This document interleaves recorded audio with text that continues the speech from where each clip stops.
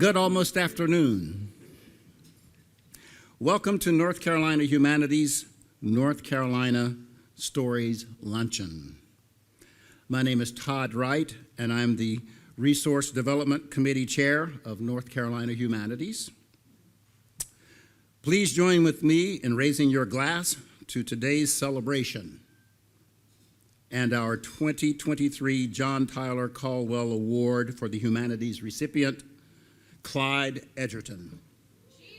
Cheers. Cheers.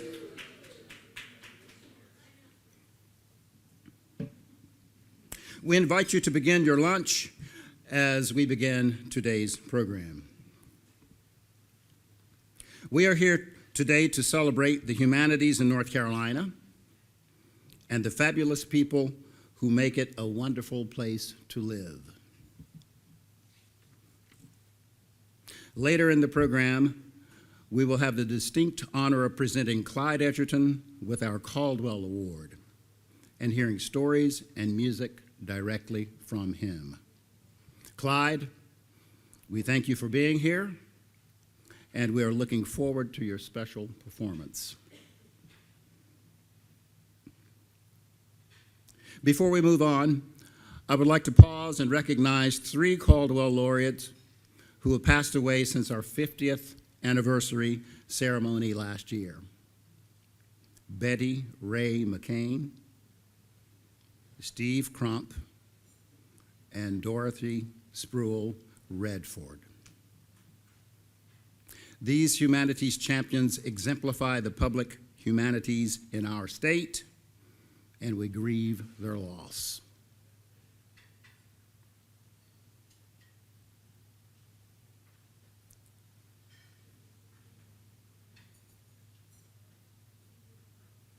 Since 1990, 34 individuals have been recognized with the Caldwell Award, including 2 that are with us today, Margaret Bauer and Marcia White Warren. Thank you both for being here. Please raise your hands so that we may recognize you.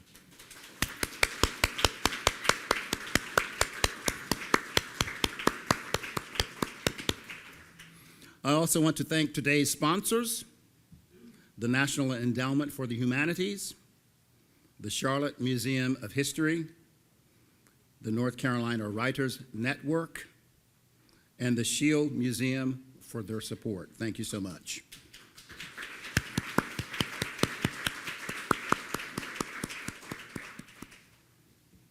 A huge thanks goes to today's title sponsor, the North Carolina Literary Review, for their partnership.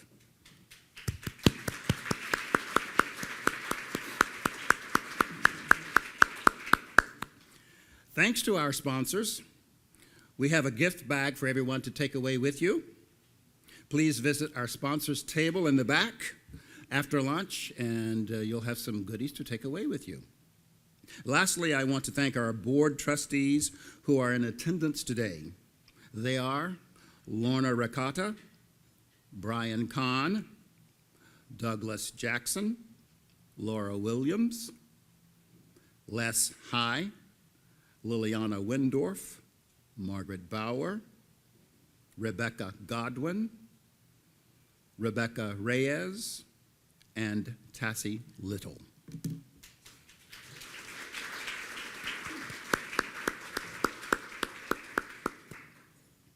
I also want to thank our board alumni who are here with us today, Ann Tippett and John Buchan.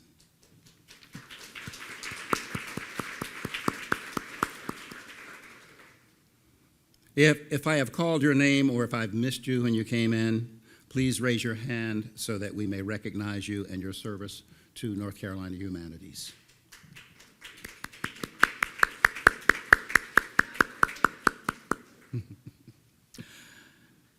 After lunch, we would love for our Caldwell awardees, alumni, and current board trustees to join us on the stage with Clyde for a few photographs.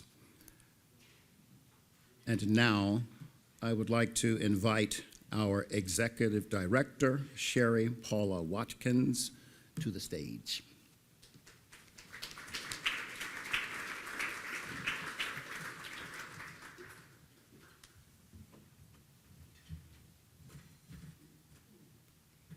Thank you, Todd. I'm a little bit smaller than him. We're so excited, like he expressed, for you to be here and to see so many people that have added to who we are as an organization. To lead a 50-year-old organization means there are a lot of people who have actually worked very hard many, many years. So thank you for being here and pausing in your busy lives to take time to drive and to be here. This is a special time we recognize the leader of our organization on our board of trustees. So this is a special moment I'm pausing that on behalf of the Board of Trustees at this time, I'd like to recognize Lorna Ricotta, who has served as our board chair for the past 2 years. Since 2017, she's held many positions on our board, and she'll continue this year as our past chair. Thank you, Lorna.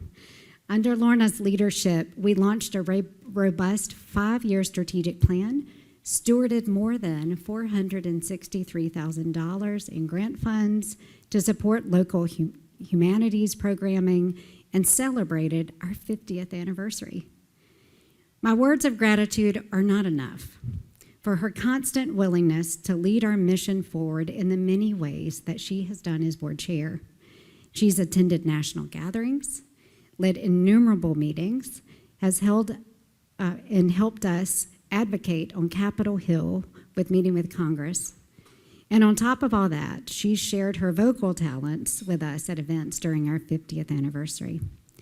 Lorna has embodied the dream of any executive director to have a partnership between director and board chair that extends from our one-on-one meetings to committee meetings to full board meetings, allowing space for communication that is meaningful and strong. Lorna is a skilled communicator. You know this if you know her. And she's effective at listening and helping others share their voice. Lorna, if you could please join us on the stage, we have a little something for you.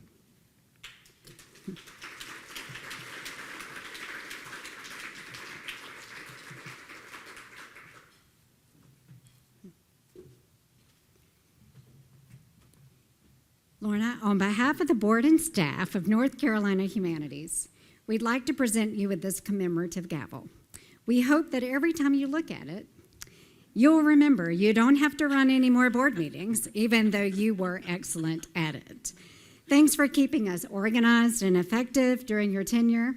You will soon join the ranks of our prestigious board alumni next year, and we're thankful for everything you have done and will continue to do. Thank you, Lorna.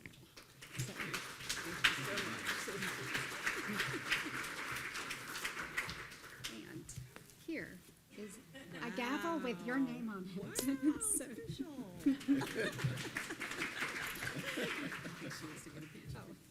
Here, let me.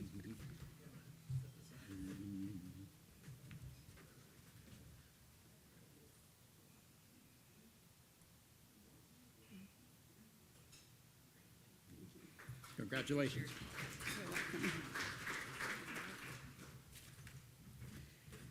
Thank you so much, Sherry Paula. It is an honor to serve in whatever capacity that we're often called to serve, isn't it? It makes us feel alive. It makes us feel like the experiences that we have been so fortunate throughout our lives to experience has a greater good when we can share it on behalf of other missions greater than ourselves. So that's my philosophy when I serve on nonprofit boards, and there have been many, because I believe in service and in giving back. And I just want to say thank you to Sherry Paula, first of all, because her leadership of this organization is absolutely incredible. So can we give her a round of applause? She serves on our National State Council's board.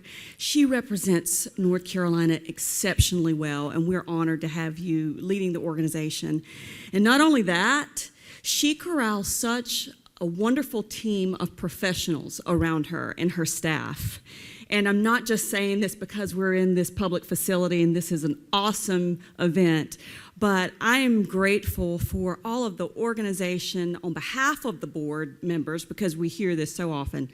All the organization, all of the minutia you may think is not important, all of the details that go into planning an event like this, board meetings, events of any kind, the same intricate details that go into planning our Humanities on the Hill event is approached in the same manner, with care and with love, making sure that all voices are heard and that there's space for us to allow that to happen. So thank you also to the staff and to my fellow trustees who are here today and those who are not with us. It's been an absolute honor to serve right beside you, to listen to your voice, and to be the conduit, if you will, to let your voices resonate even louder, and share what is important to you and your edge of the community, of the state, and the perspectives that you bring. So thank you for the honor to serve as your leader.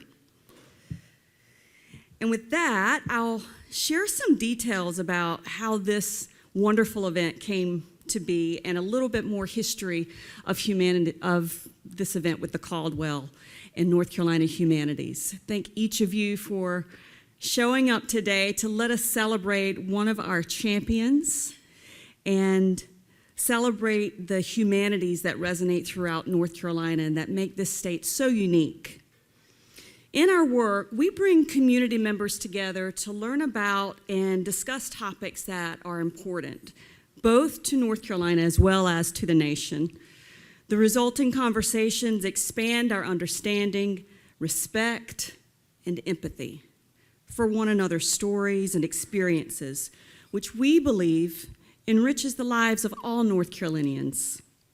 Today, you'll hear about 3 ways North Carolina is celebrating and uplifting stories through our Smithsonian program, the North Carolina Center for the Book, and funding public humanities work in North Carolina.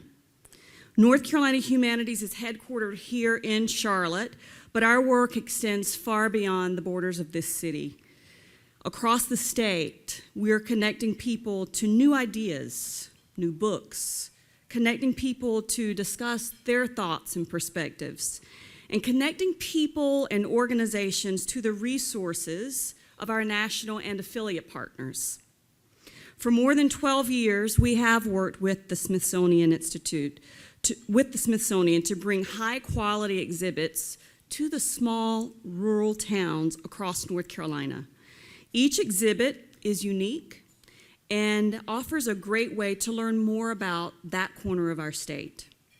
Tour sites create programs that showcase their local history and stories about their challenges, their innovations, their cultural heritage that make their communities an essential part of the fabric of North Carolina. In the video you're about to see, you'll learn how Onslow County Museum utilized our last exhibit tour, Crossroads, Change in Rural America, to highlight stories from their community. The video was created by the Onslow County Communications team, and last year Crossroads traveled to Iredell Museum in Statesville, Joyner Library at East Carolina University in Greenville, Granville County Historical Society and Museum in Oxford, Museum of the Albemarle in Elizabeth City, the Mountain Heritage Center at Western Carolina University in Cullowhee, and Onslow County Museum in Richlands. And now, please enjoy these stories on the screen.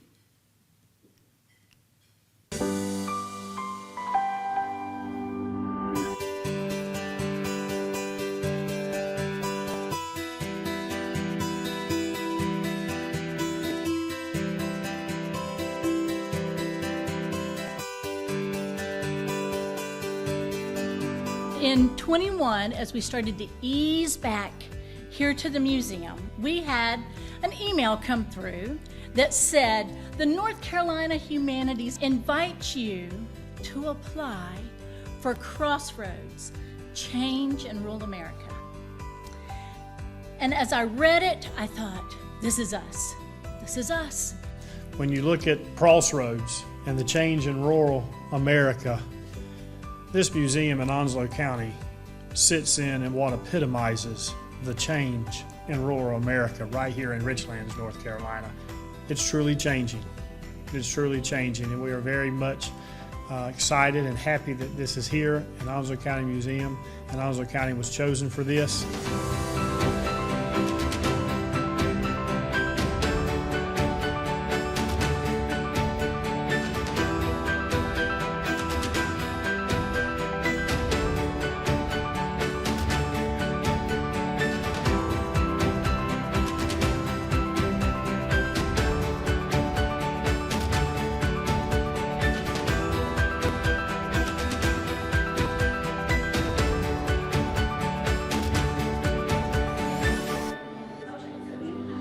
It's quite an honor for Onslow County to be chosen as representative of southeastern North Carolina for Crossroads, Change in Rural America. Rural America really reflects our core, who we are.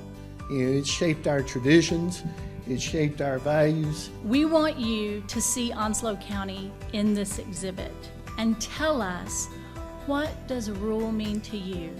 And how do you see that Onslow County is transforming?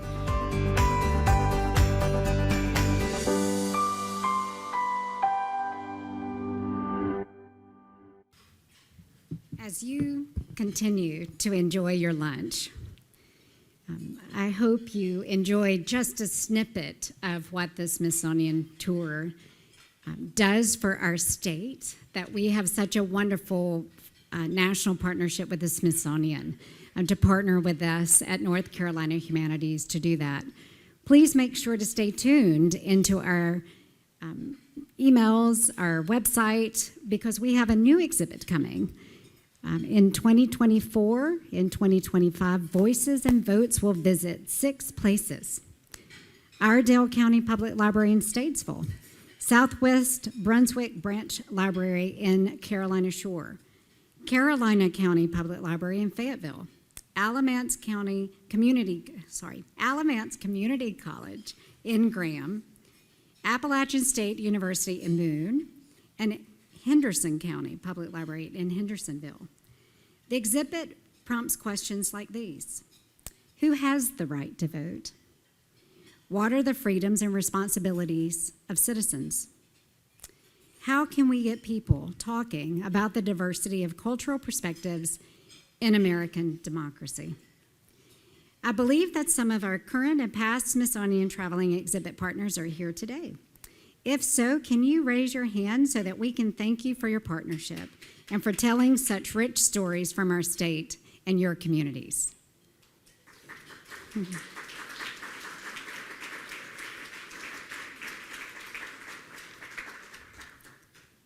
Another program at North Carolina Humanities closely tied to story is our Statewood Book Club, North Carolina Reads. As you can see from some of the videos playing, there are lots of smiles and good conversations that happen during these programs. North Carolina Reads is a free virtual monthly book club featuring 5 books that explore issues of racial, social, and gender equity in the history and culture of North Carolina. Please make sure to visit the tables in the back, if you haven't already noticed, to flip through our current book selections for the upcoming year. While you're back there, you can enter our book giveaways and sign up to receive updates about the program to stay plugged in. From February to June in 2024, we host book clubs once a month with authors and topic experts on our YouTube channel. It's free to attend. You don't have to do anything except sign up and go from your couch if you want to. I'll add that while you're eating popcorn or a delicious gourmet meal you just cooked or your partner did. So it's free. Everyone's welcome to read along with NC Humanities and then take what is learned back to your community and host your own book discussion. Maybe you want to have your own book club. I inspire you to do that. As the designated North Carolina Center for the Book and a Library of Congress affiliate, books and reading are an important part of our mission. To expand accessibility in underserved communities, we offer a limited number of free resources. and book discussion guides to communities. In the last 2 years, we supplied over 6,800 free books, and in 2023, 60% of those resources were sent to groups in rural communities. Year after year, we continue to receive an increase in requests for these resources, and your support and help is needed. If you'd like to help spread the joy of reading to North Carolinians around the state, please consider supporting this statewide reading initiative by donating. You can give one book to one reader for just $20.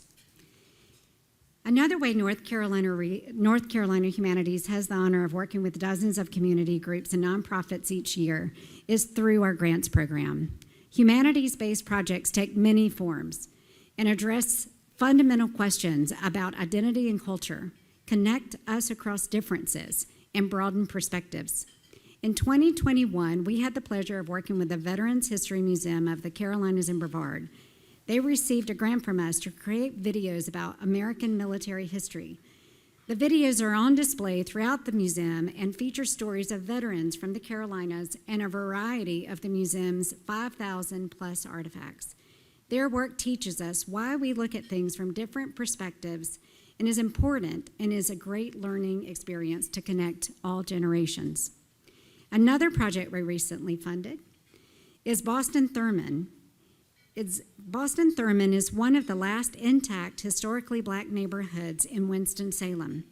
That's why North Carolina Humanities has worked with Boston Thurman Community Network over a series of years to collect oral histories from longtime and new residents about their experiences. These stories are being used as a basis for films, exhibits, and neighborhood murals in order to keep this important history alive. We've also worked with UNC Wilmington's Randall Library, the video that you see here. Last year, our funding helped them digitally preserve the entire exterior of the library before a large renovation project began. This innovative 3D scanning technology has impacted historical record keeping and increased access for students and the public. It took them 3 days to scan, and when they were done, this is the result. See here on these videos. Their work is inspiring library staff to imagine how technology can impact their relationships with the community. The project challenges us to think beyond what we have traditionally thought of as historical preservation. We're grateful to have some of our grantees with us today, so if you could raise your hand and be recognized for all the good work that you're doing in your community. Thank you.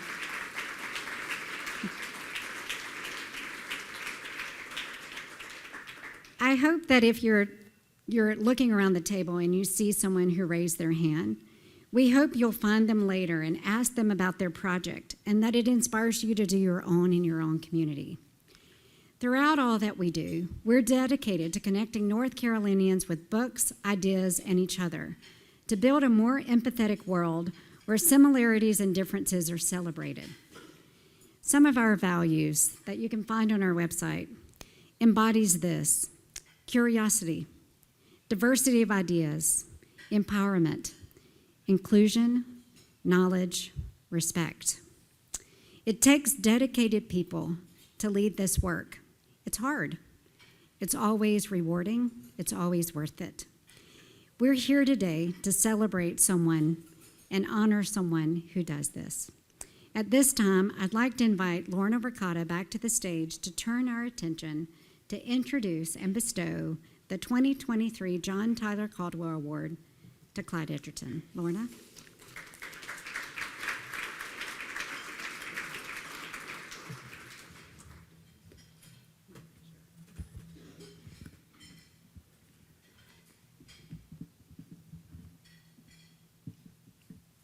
Thank you again, Sherry Paula. At North Carolina Humanities, we annually recognize important community leaders with our John Tyler Caldwell Award for the Humanities. And for more than 30 years, we've presented this award to distinguished individuals whose achievements and contributions have strengthened the educational, cultural, and civic life of North Carolina.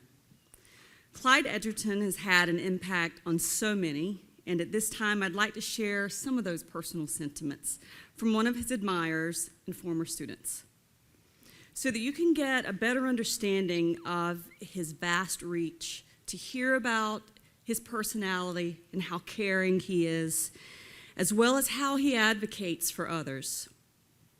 Although she couldn't be with us today, Hannah Dela Cruz Abrams, who is also a North Carolina Humanities trustee, she is a UNC Wilmington lecturer and a huge Clyde Edgerton fan, has written something that I'd like to read at this time. Hannah writes, "As a young graduate student, already in awe of his writing, I wanted so much to impress him, but worried that my experimental style that was really trying far too hard would probably fall horribly short.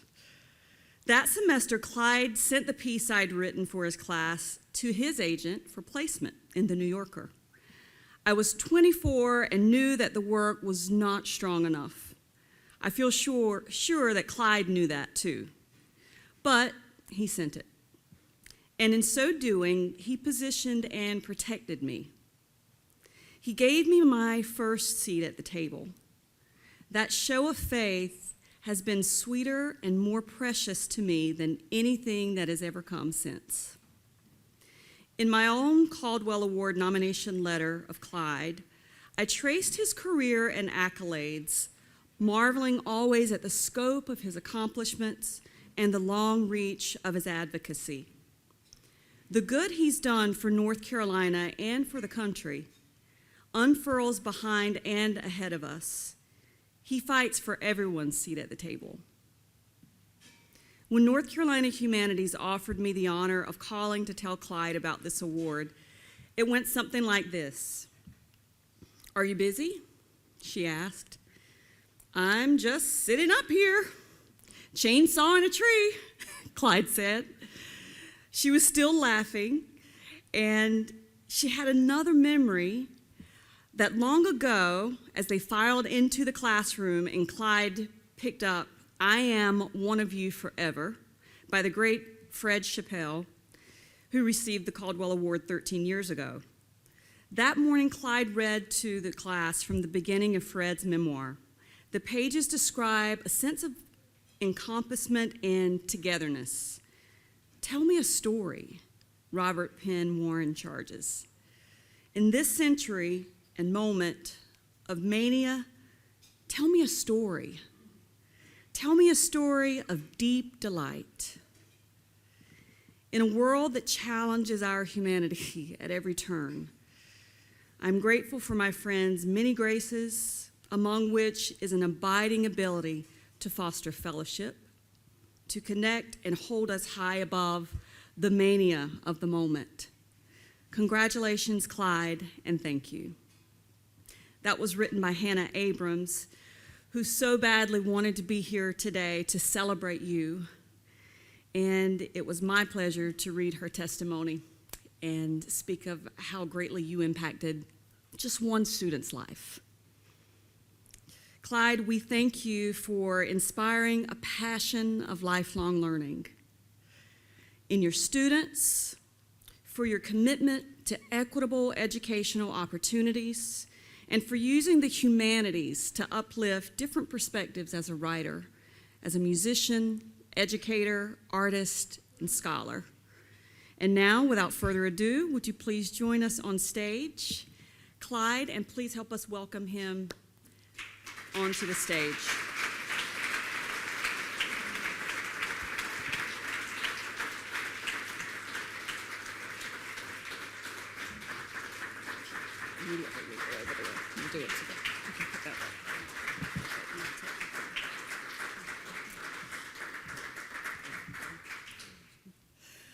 Clyde, it is my honor on behalf of the North Carolina Humanities to present to you the 2023 John Tyler Caldwell Award for the Humanities.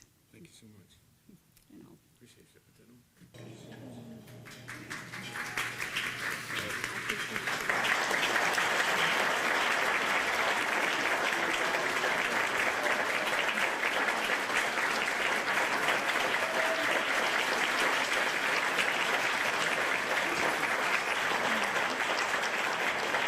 make some notes. I have so many people to thank. And I want to just tell a few, because it's stories is one of the themes, a couple of 3 stories before I call my friends up. And we got a surprise at the very end, our last song. We're going to do 5 songs. I'm going to tell a couple of stories. We'll do 5 songs. And Sherry Paula will close it out. We'll be out of here we should be out of here by 1. If we're not through by 1, you just stand up and walk out. You know, what the North Carolina Humanities does is so very important because of the words they use and what they think about and say is important to human beings. Everybody doesn't feel the same way. And well, before I start, I want us to a few seconds of silence for people who are experiencing trauma in the world now. Please, we all experience trauma in the same way. And as we say in the humanities, or we all have the same colored blood. So just a few seconds, if we may, of silence for the people who are experiencing trauma in the world and other places.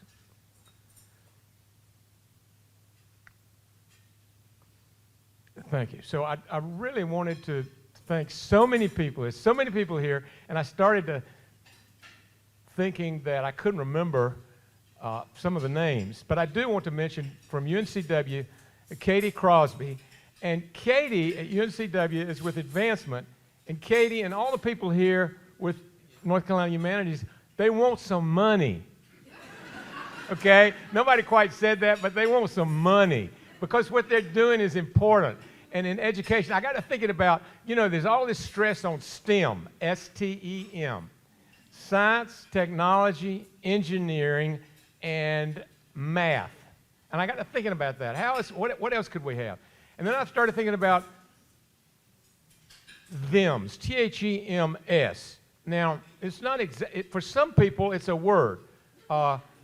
Which one of those baskets of apples are yours? Well, thems are ours over there. Thems are ours. Technology, humanities, engineering, math, and science. Why not thems instead of STEM?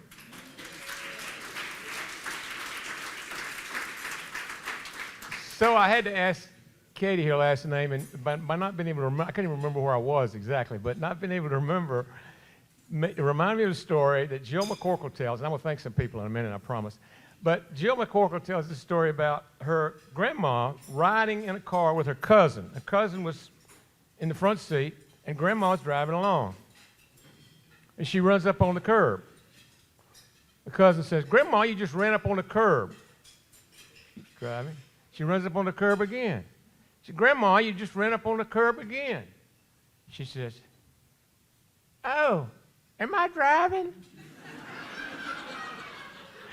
So that's one story. There will only be about 2 or 3 of those. But so I want to thank the people at the front table in the middle, some of my spiritual family, my spiritual brother, Crafton, my spiritual sister, Julie, their spouses. And I won't ask them to stand, but it's really important. These are people so close to me, my wife, Christina, and my sister-in-law and a coworker. They came from Wilmington and other places, please give them a hand. And I'd like for all the North Carolina writers to just raise your hand, North Carolina writers, including, and I cannot help but recognize Shelby Stevenson in the back, in the middle, who got me started writing fiction. And we know that name. We know so many other names. I see Ed and other people. Let's see, who else do I have? That's pretty much it. Let's see, oh, my children who aren't here, I want to thank them. That brings to mind another story. Part of humanity or the humanities has to do with death and dying. We all die, and we have to deal with that in different ways. And hardship we deal with in different ways. Well, my last living aunt, I had 23 aunts and uncles. When the last one died, I was invited to the funeral. And I got there just as it was getting underway. The place was crowded. There was an open casket down front. My 3 kids, 4, 6, and 7, were with me. And my cousin walks up and says, "The casket is still open if you would like to view her." And I mean, how many people, most of y'all probably growing up went to a lot of open casket funerals. They're not quite as popular as they used to be. I'm not going to ask if anybody's not been to one, but I went to so many growing up. Well, so my 3 kids had not been, but they're looking up at me like they want to see. So we walk in. Imagine this is the casket. My Aunt Marion is in the casket, and the 3 kids come up to it. I'm standing behind them. The congregation's behind us, and their chins are up on the silk, kind of looking. And the middle one, the 6-year-old, turns to me and says, "Is she dead?" And I said, "Yes, she is." And the little one, the little girl, turned to me and said something. I couldn't understand what she said. I said, "What'd you say, sweetie?" She said, "Was she always dead?" Which only a child could ask that question because of the view, the beautiful view that children have to see the world in a fresh way. Like the first time a child sees a cow, that cow is bigger and more important and grander than what we think about when we think about COW. So I think I had one more. I should have had one more story here somewhere. Before I call the band members up. Speaking of rural America, what the Humanities for, this is a true story that happened within the last 2 weeks. So I'm in a county, I'm not going to tell you the county, but I'm talking to a person who has a coffee cup in his hands, and he doesn't know what the coffee cup says. We've been drinking coffee together, this place where I am, and he starts to leave and remembers he has a coffee cup. On the coffee cup is NC Humanities, right?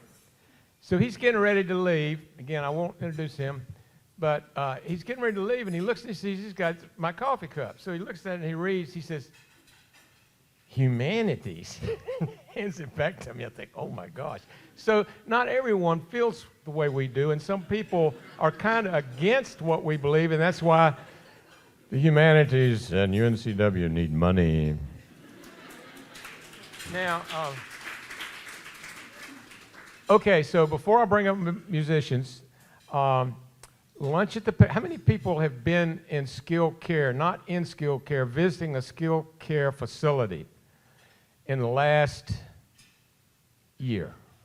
Raise your hand. Okay, that's a lot of people. When you talk about humanity and humanities and what's important to human people, you find grief, you find loss, you all know that. My aunt was in a skilled care, in a nursing home, and I was her sole caretaker. And at the time, this is back in the 90s, I was writing full-time, so I didn't have a regular job. I would just stop by to see her any time of day. So I stopped by about 11:30 one morning. She had a roommate named Ernestine, and I was trimming her toenails. And she said to Ernestine, she said, "Don't you wish you had a nephew who'd come and do for you like this one does for me?" Ernestine said, "I got 2 nephews. They both work."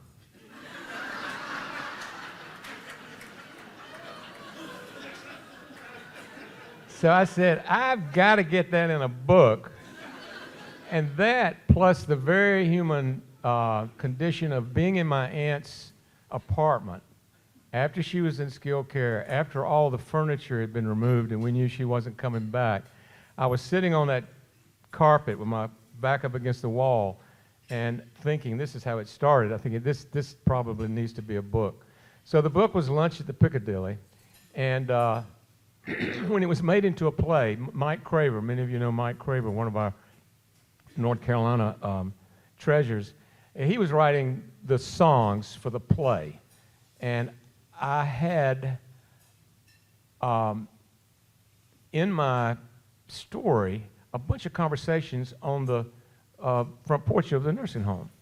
One of the people, one of the residents had a glass eye, and she was inside, and the remaining 3 were wondering, how does that work? What makes it move around in there? How does a glass eye work? So now I want to introduce Jack and Matt Kendrick and Jack King, who've been playing with me for a long time. Come on up, guys. And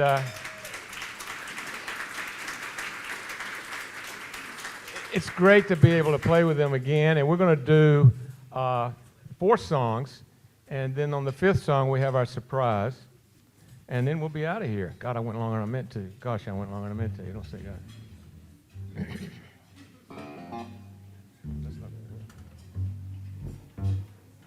good. So, how does a glass eye work?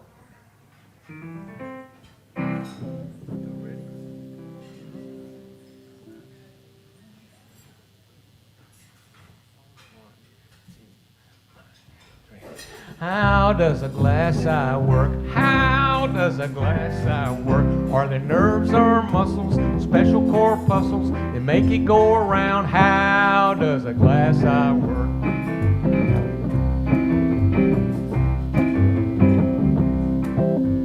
What in the world do you do when they're looking at you and they got the wrong eye? It must be queer. What do you say? Hey, buddy, over here.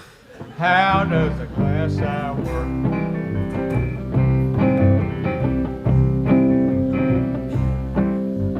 What do you do with it at night? Do you keep it in your face or put it in a case? You might keep it in if you're the type that sleeps with men. How does a glass eye work?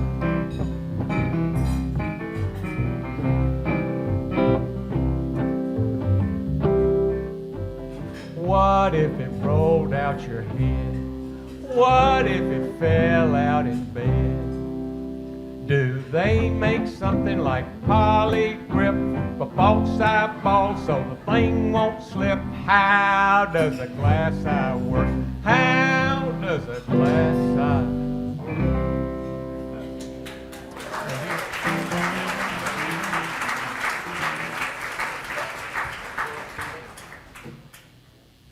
This is a, how many John Prine fans do we have? Ooh! John Prine. Those of you who aren't John Prine fans need to listen to John Prine, a poet for our time. This is a John Prine song we're going to try to cover. It has a message song, and it's a great message song for the humanities. It tells you what to do. It kind of gives you an order, and in the chorus it goes like this.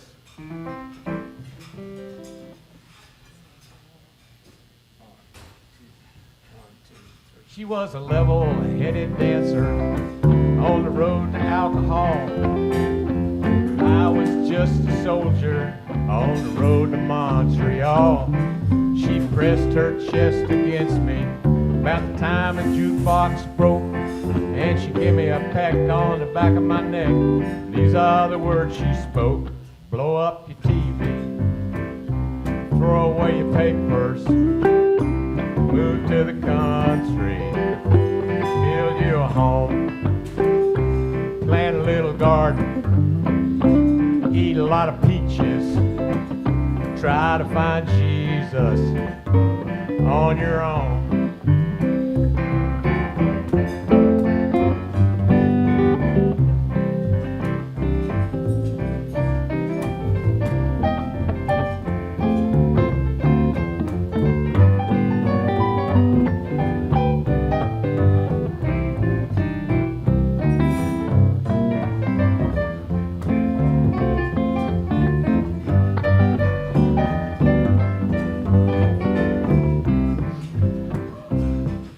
Sat there at the table and I acted real naive. I knew that topless dancer had something up her sleeve. Well, she danced around the barroom and she did the hoochie coo, and she sang her song all night long, telling me what to do. Blow up your TV, throw away your papers, sing along, move to the country, move to the country. Build you a home, plant a little garden, eat a lot of peaches, try to find Jesus on your own.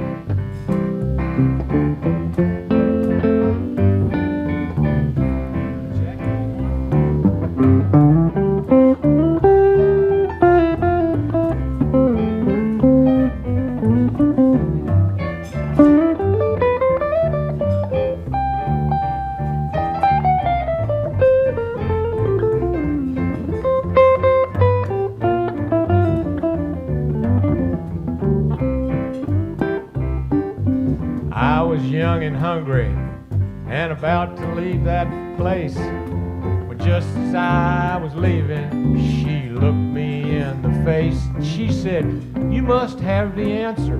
I said, "No, but I'll give it a try." And to this very day, we've been living our way. And here is the reason why. We blew up our iPhone, threw away our papers, moved to the country, built us a home, had a lot of children, fed them on peaches. They all found Jesus on their own.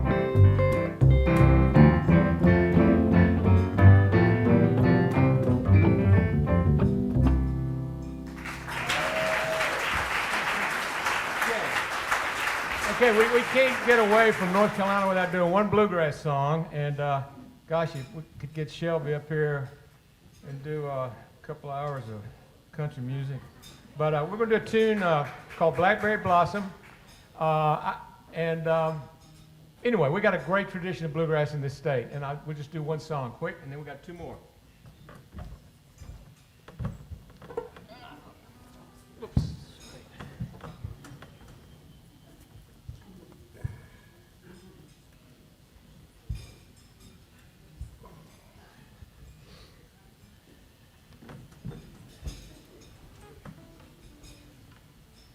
The banjo joke, guys at a music festival, he puts his banjo in the back seat to keep it safe, locks all the doors, comes back 2 hours later, the back glass is broken out of the car, and there's 7 more banjos in there.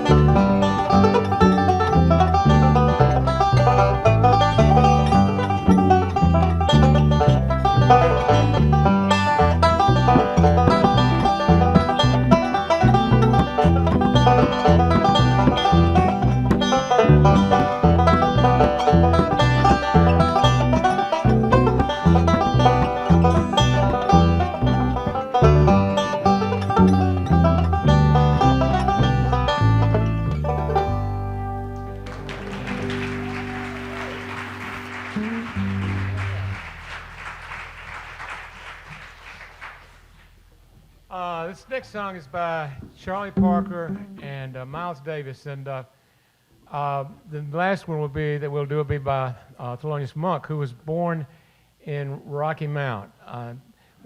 John Coltrane, another famous bebop musician of the time, 40s, 50s, probably late 30s. These people were, he was born in Hamlet, and a lot of people don't recognize the contribution to jazz worldwide that these people had back in the 40s and 50s. So we're trying to, I've just got interested in trying to learn this song, which is an amazing song, but I've got interested in this whole era, and I've started looking at documentaries, YouTube. Some of them are not really professionally made, but they're great. They do the whole song. They document the whole song. They don't pull away in the hands and whatnot. And this is the bebop movement in the 40s. So I had to mention that because of the people who come from North Carolina who participated in that revolutionary musical time. So we're doing this song called Donna Lee.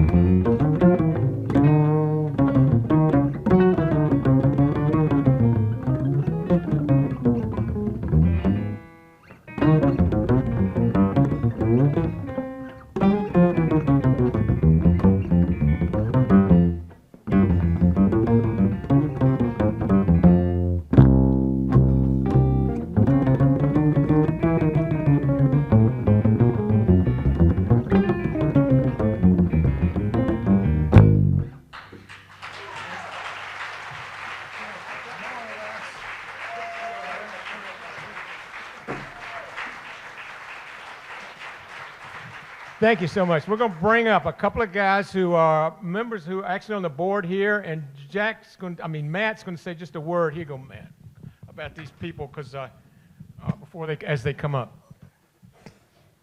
Okay, we're going to bring up Todd Wright, who you heard speak earlier. He's a professor at Appalachian State, has a renowned jazz program that he's been building for years. Todd. And from Elizabeth City State University, Mr. Douglas Jackson.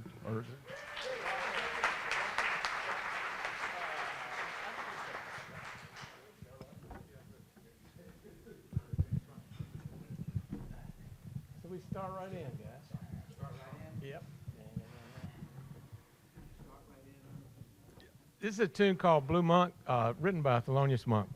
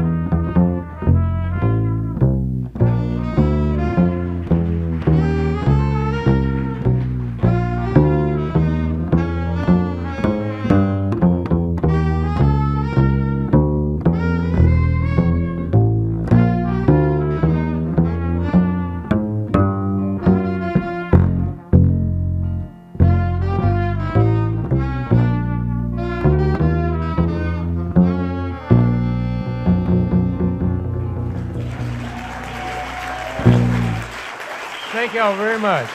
Great fun. Thank you, guys.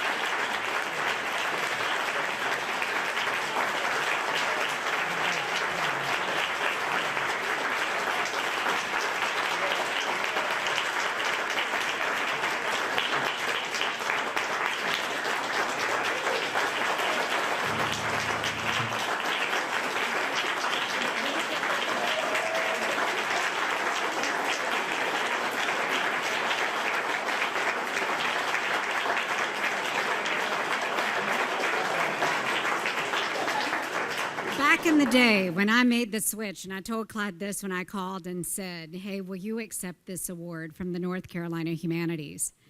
I told him back in 2001, I made a switch in my career and my life to do something I wanted to do that was both nurturing to community, to myself, and to others. And I made a switch from a career in banking before it folded and said, where is all that money going anywhere? Is it all on paper? Anyway, I'll just let that stay there. And everyone said, humanities. you're doing what now? And I walked into the South Carolina State Fairgrounds where we were having the 2002 South Carolina Book Festival, and there was Clyde Edgerton on stage. I already loved books, but I have absolutely loved being in the humanities and have never regretted the decision to join people like Clyde and you who come out to a lunch and celebrate who we are and our humanity together. So Clyde, thank you, and thank you all of you for coming today to this. I'll thank our musicians as well. Matt Kendrick, thank you for coming. Matt, thank you. There you are. Matt. Jack King, thank you. And two of our board trustees, Todd Wright, Douglas Jackson, and thank you. And I want to thank our sponsors. Don't forget to grab a tote bag on the way out. It's filled with wonderful gifts, and here's a little hint to one of our sponsors, as you know, our title sponsor, North Carolina Literary Review. Margaret Bowers on our board and a former Caldwell laureate. There's a CD in the gift bag that includes Clyde reading from Lunch at the Piccadilly and 2 of his songs, so you are in for a big treat. Want to thank the National Endowment for the Humanities, again, the North Carolina Literary Review, the Charlotte Museum of History, the North Carolina Writers Network, and the Schill Museum. Again, I hope you have a wonderful day. Don't forget to sign up to keep in touch with us. And we always, always want to hear from you. We are inspired by what you want to do, and we want to make it happen. So always feel free to open our door and have a conversation. Have a great day, everybody.